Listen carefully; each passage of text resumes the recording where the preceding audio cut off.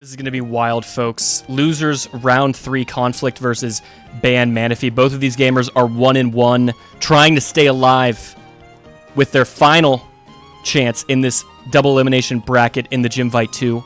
This is Zets. Let's dive in. Lead Zap versus lead Glalie. Mana getting parried. A bit unfortunate. Able to get a spike off, though. And the Glalie, unless you pivot out after the first T-Bolt, unlikely to accomplish much else. Not much loss from that para, I would say. T-Tar just going to Dragon Dance up immediately. You've got one spike, you've got one Dragon Dance stack. Conflict immediately goes to the Swampert, unsurprisingly. Takes a Rock Slide. And Mana sacrifice half of the T-Tar's health to do this, so are you going to stay in? Conflict's going to protect to scout what the play is. Hyper Beam. Not the first time I've seen Mana with a Hyper Beam. Who could forget the Belly Drum Hyper Beam Snorlax click into the Skarmory? What was that? Was that Revival 2? Was that Jimvite 1? Against Soulwind. What a set that was. Anyway, Mana is down 2 Pokemon, still with a spike up and having heavily pressured the primary rock resist. Conflict positioning the Gengar in on the Hidden Power grass, and we play on.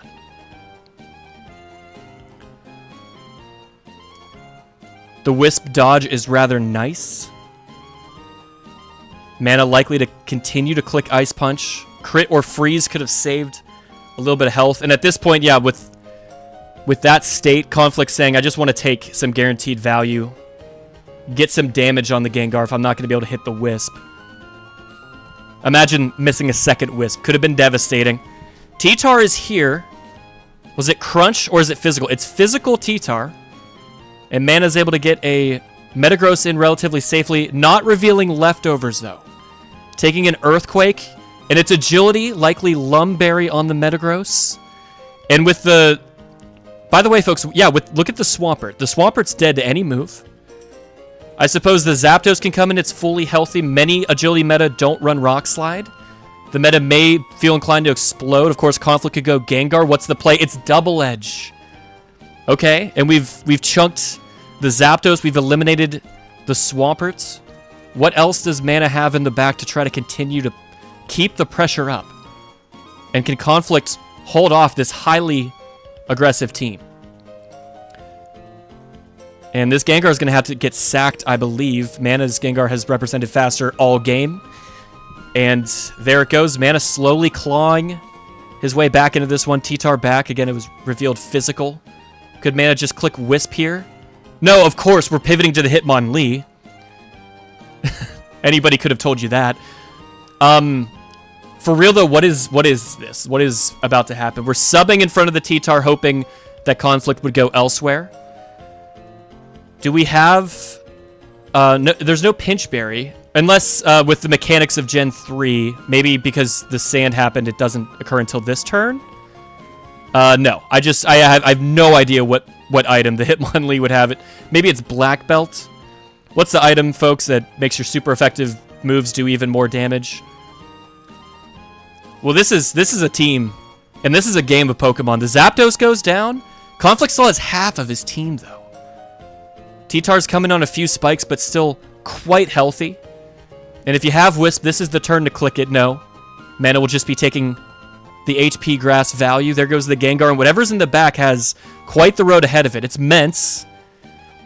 You can get one DD and then try to go for the sweep with one spike to support you. Conflict is going to go Cloyster.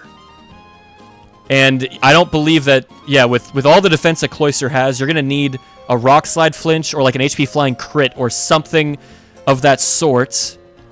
And Mana doesn't get it this time. Conflict takes game 1. I love Mana as a team builder. These ideas are intriguing. I am very curious about the Hitmonlee and what it is here for, what it is meant to do. Conflict with Cloyster TSS, able to hold off the hyper offense. And towards the beginning, folks, it looked like Mana was making really serious progress into some of the most important defensive Pokemon. but just didn't have quite enough steam towards the end. If that Hitmonlee could have accomplished a little bit more.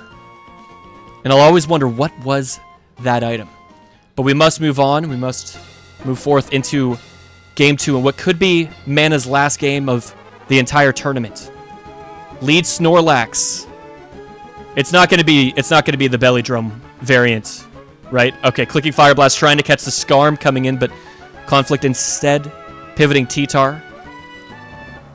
Pursuit trying to catch Snorlax leaving, but it's Brick Break mixed Snorlax, happy to simply click despite the Intim. Crazy. Oh my god, how do you click Fire Blast there? Mana, you're insane. That was beautiful. Sure, yeah. Conflict's going to want to bring the Skarm in on represented Brick Break there. And we've given up a Spike, but look at the value that the Snorlax has achieved. Okay, and I guess Brick Break likely... No, that's interesting. Yeah, I guess Mana was calling out the T-Tar coming in on a subsequent Fire Blast. Jolteon Spike's team revealed, and paralyzing this defensive Jirachi could be very helpful to try to disrupt its Wish Protect loops throughout the rest of this game. But now our Jolteon has also been. Oh, it's two paralyzed Wish users here. Will Jolteon stay in? No, it's going to be, of course, pivoting in the Ursaring. Okay, and with the Wish, we are going to notice, because of the sand, still will allow us to see that it is Leftovers Ursaring. And I don't think Skarmory can take a Focus Punch from the Ursaring. That thing has... Is it 130 base attack power, folks? Meant a fine answer for the Ursaring. And Ursaring staying in to take a Dragon Claw and just... Yeah, I guess I shouldn't be so surprised when Mana is just willing to stay in and click buttons. And I've seen Mana do this many times, just clicking Focus Punch in spots where almost no one else would. Some of the times it works out, sometimes you see insane things. Oh, and look at that, in the chat, Conflict admitting, damn, I canceled the T-Tar, lucky me. Mana was onto something, and Conflict nearly pivoted T-Tar on what they suppose would have been a return. But they barely got away with one there and avoided a huge predict from Mana. Anyway, Claydol is here. We've eliminated Spikes for all time. And T-Tar comes in on the boom. Wow. All right. Metagross is here. Could it be another Agility Metagross hoping to just win the game? There's a whole Swampert. That's going to have to be dealt with somehow. Sometimes, you know, you could see HP Grass on the Jolteon, but it's been paralyzed, so any Earthquake from Swampert, and it is revealed Earthquake. Jolt is not going to be able to help chip the Swampert whatsoever. Meta pivoting in.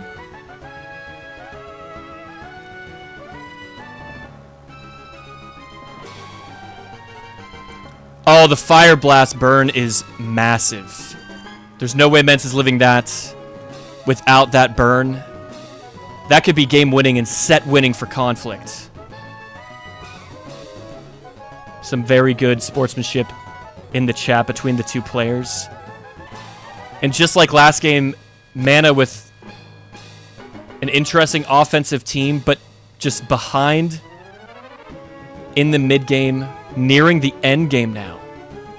Gonna need a little bit of help from full para. Or avoiding one here, but doesn't avoid it. That's tough. And now the Jolteon is paralyzed. The Snorlax, of course, is a mixed one.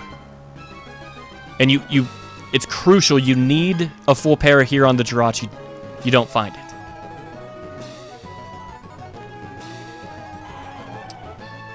And how difficult would it be to get through the Jirachi now? Only 5 additional Fire Blasts will remain. Every time you land the first one, you earn yourself a 25% chance to eliminate the Jirachi. Actually, it's actually worse than even that, because you still need to not get full parried yourself, as we see there. And yet another full para on this Wish. I guess the good news there is that now you're not even going to have to waste a Fire Blast on this turn. Could click a separate move to try to deny healing on the T-Tar, but yeah, mana just not fortunate enough in some of these spots. Conflict has earned a strong position, and I fear it would take quite a bit of gaming and or hacks from mana to pull this one back. Snorlax could be the only hope. And if Jirachi is ever able to come in and paralyze this thing, that could be it. Conflict happy to trade down at this point, get a little bit of chip on the Lax. And Celebi not what Manaphy wants to see, especially if this thing clicks Leech Life. But no, Conflict just simply going to take health away. This lead mixed Lax, we've seen 3 of its moves. Even if it has rest, that's not going to get you out of this one. Mana forced to blow up, and that's game. Swampert comes in and clicks Earthquake.